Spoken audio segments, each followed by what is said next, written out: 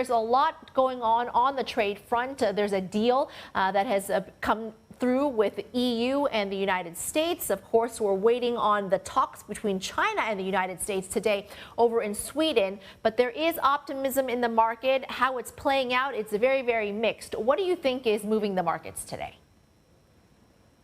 Good morning, Emily. I think that the certainty around the trade tariff deals has been a big positive for market sentiment. We have already had Japan sign up for a 15% tariff for goods being exported to the US. Now you've got the other big bloc, that's the EU. So you've got more and more countries that are coming into the trade tariff deals. And now there's a certainty for US corporates as to what the impact on their bottom lines would be. So what's moving the markets today? Of course, we've already built into a great extent that the tariffs, you're not going to see August 1st as a repetition of Liberation Day. That's been very positive. We have had a great run for the year so far with global equities up 13% already. I think going forward, more tariff deals are going to come into place. We've got a good earnings season in place. What's going to move the markets further is what the corporates say about the effect of tariffs on their bottom line.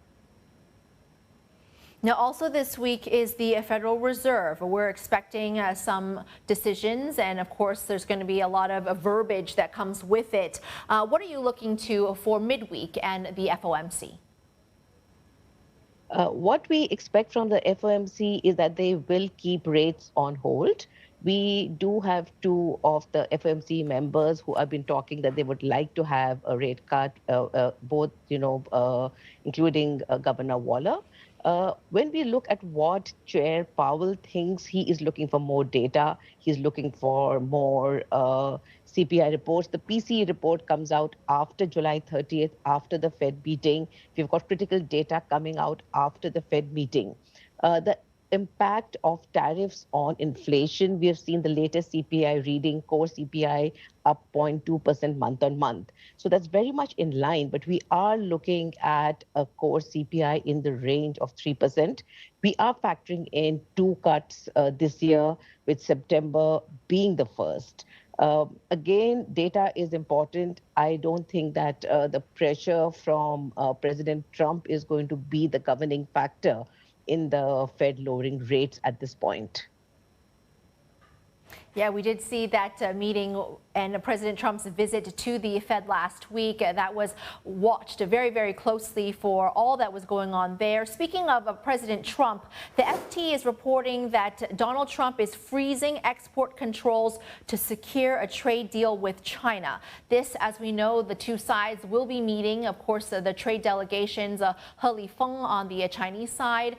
We've got Bessent on the U.S. side meeting in Stockholm today. I know that the Chinese side will be in Sweden for at least 3 days. So how long these talks will last remains to be seen. But in previous times, we've known that it's lasted for at least 2 days. So it's looking at these export controls to be part of the trade deal with China in order to secure a deal. As we talk about these trade deals, August 1st is the tariff deadline. So everybody's looking to Friday. What is the impact on the GCC and the Middle East?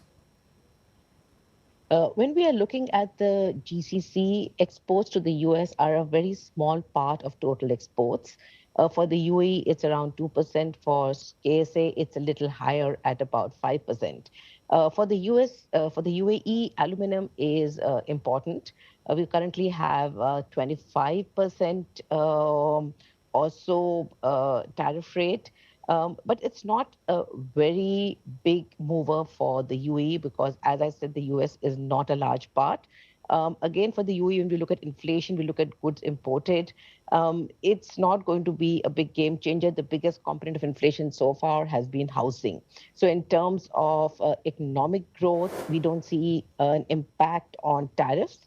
Again, oil and gas are not at this point subject to tariffs. So for the KSA, again, it is not a game changer.